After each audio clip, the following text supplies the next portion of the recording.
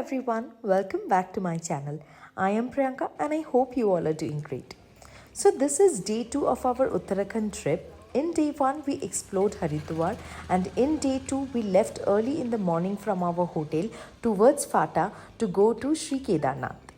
So this is the busy street of Haridwar which remains so crowded in the evening, but early in the morning it was all quiet and peaceful.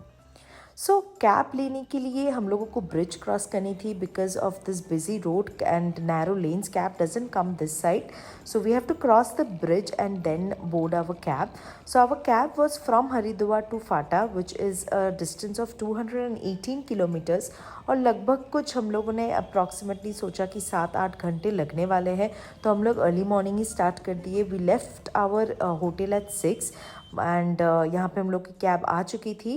And the most important thing that we have to do और anyone has to do if they want to do a 4 Dham और 2 Dham yatra is registration. So government site पे registration करना बहुत mandatory है. बिना registration के आप लोग ये धाम लाइक कोई भी धाम, आप केदारनाथ आए, बद्रीनाथ आए, गंगोत्री आए या यमुनोत्री आए, आपको 4 धाम यात्रा का रजिस्ट्रेशन करना पड़ेगा. उसके लिए डिस्क्रिप्शन में मैं आपको लिंक दे दूँगी. उस लिंक से पहले the first thing you have to do before you are planning for this trip is do the registration. उसमें कुछ नहीं, सिर्फ आपके डिटेल्स डालने होते हैं, आप कब कहाँ जाने वाले हो और कितने लोग एक फैमिली से जाने वाले हैं. That is what is needed for the registration. Haridwar छोड़ने से पहले ही हम लोगों ने ये मंदिर देखा और हम लोगों के ड्राइवर जी ने बोला कि इस मंदिर में दर्शन कर लीजिए, क्योंकि मान्यता ये है कि जो लोग इस मंदिर में दर्शन करके फिर अपना यात्रा शुरू करते हैं उन लोगों का यात्रा सफल होता है. तो हम लोग भी यहाँ पे आके मंदिर में दर्शन कर लिए.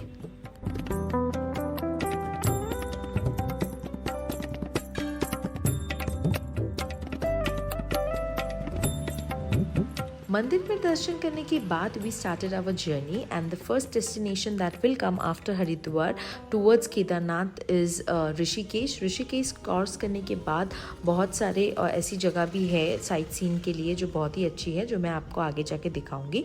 But the first thing that you have to keep in mind if you are willing to go to Kedarnath is registration. Registration के बाद सेकेंड थिंग ये है कि आपको इधर ट्रैक करना है केदारनाथ में जाने के लिए और you can take a helicopter. So we plan to take an helicopter, so इसलिए हम लोग फाटा में रुक रहे थे.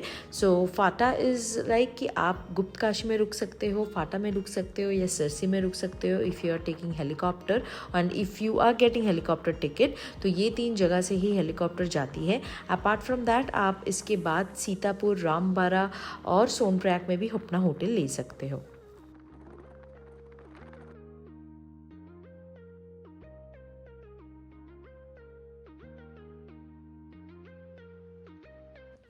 After crossing Rishikesh, the first magical point that we came across was the Devprayag Sangam.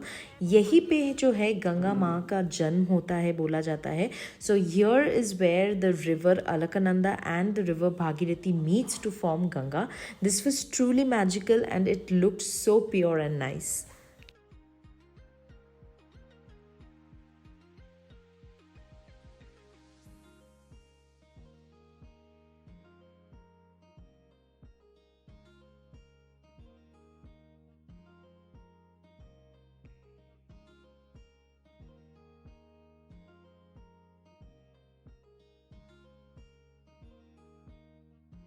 Ganga माता के ऑरिजिन्स देखने के बाद the next magical place that we spotted was Dhari Devi temple.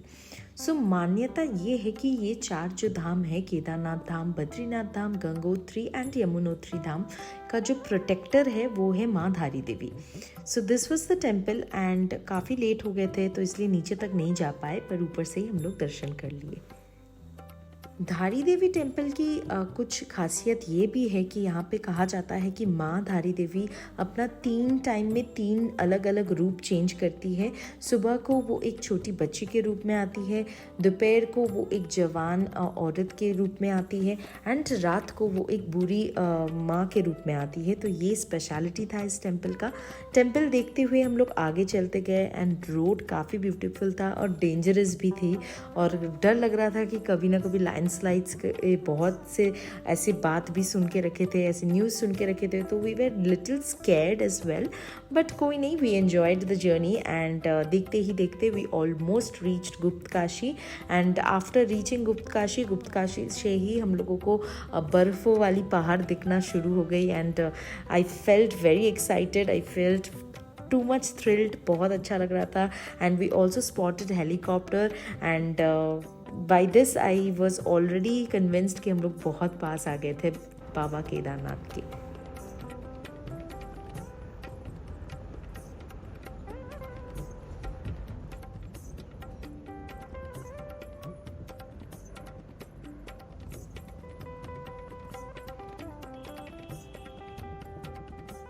हम लोग फाइनली पहुंच गए हैं फाटा हमारे होटल में और अभी बज रहे 4:30 बजे। हम लोग शुरू किए थे सुबह के 6:30 बजे एंड 4:30 बज गए हम लोग को पहुंचते, बट शुक्र है कि लाइट रहते रहते हम लोग पहुंच गए हैं।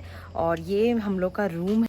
ऐसे तो कुछ खास नहीं है लेकिन देख के क्लीन लग रहा है तो चल जाएगा। और बेसिक एक तो रूम है और यहाँ पे वॉशरूम है। वॉशरूम काफ़ी ठीक है, डिसेंट साइज़ की है।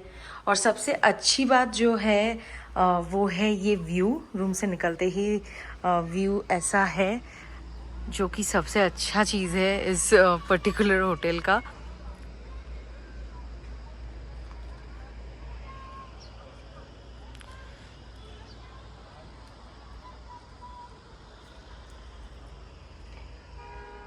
तो आज का दिन यही समाप्त होता है। एटलीस्ट मेरे लिए बहुत टायर्ड फील कर रही हूँ क्योंकि 2 रात से अच्छे से सोए नहीं हैं तो टायरिंग लग रहा है।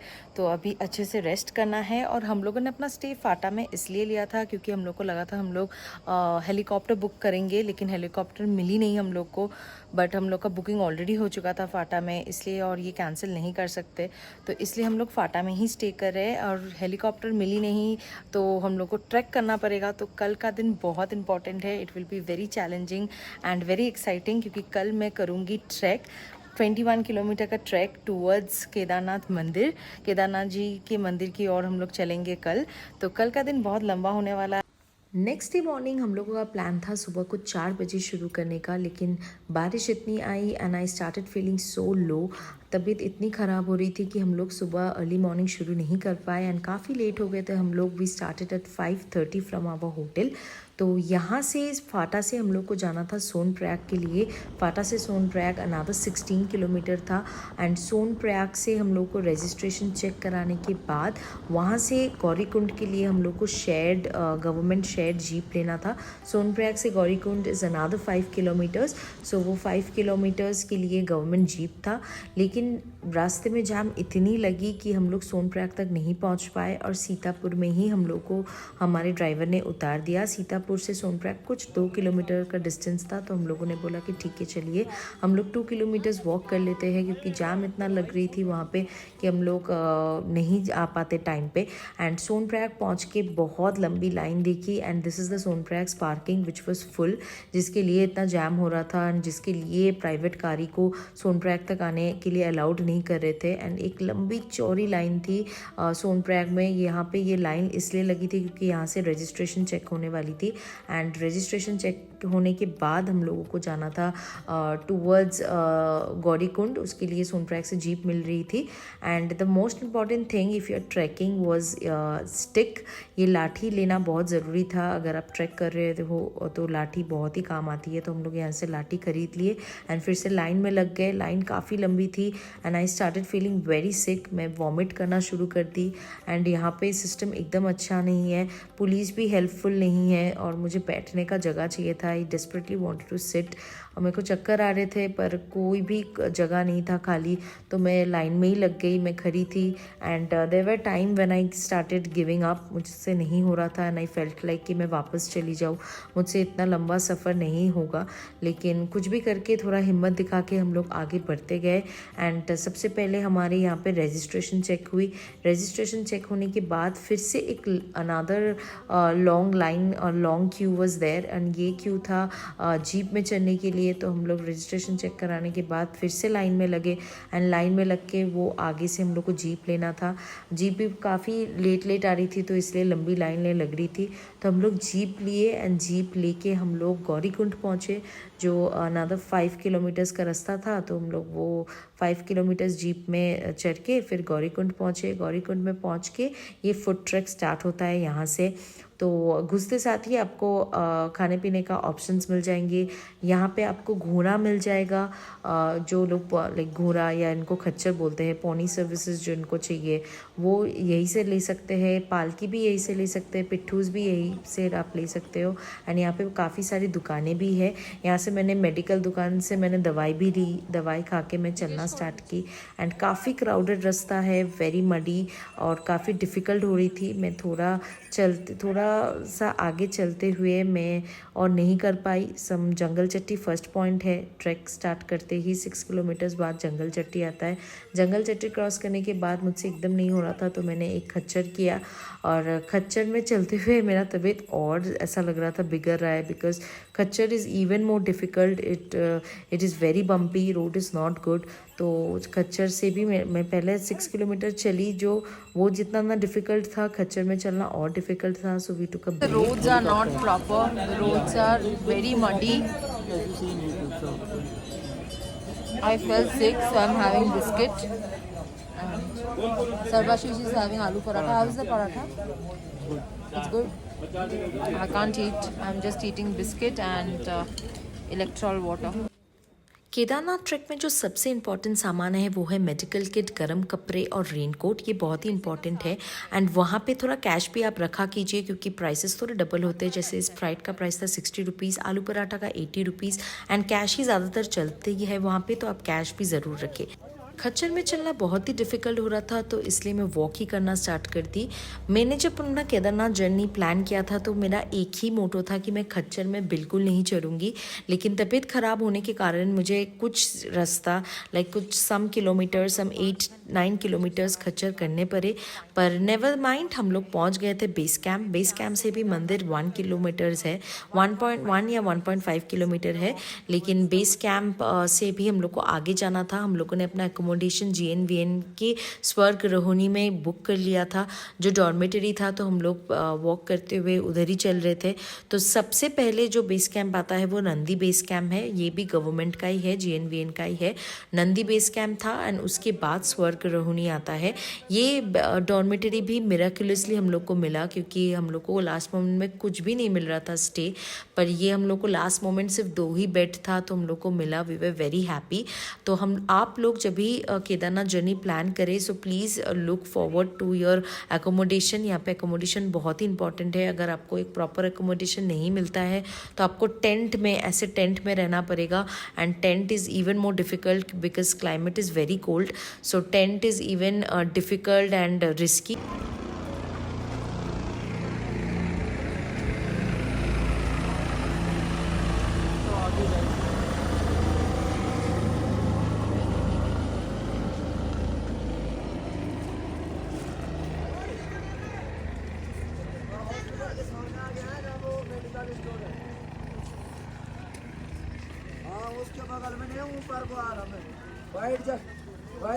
हम लोगों ने काफ़ी फ्रिक्वेंटली हेलीकॉप्टर्स की सर्विसेज देखे, लेकिन हम लोगों को टिकट बिल्कुल नहीं मिली।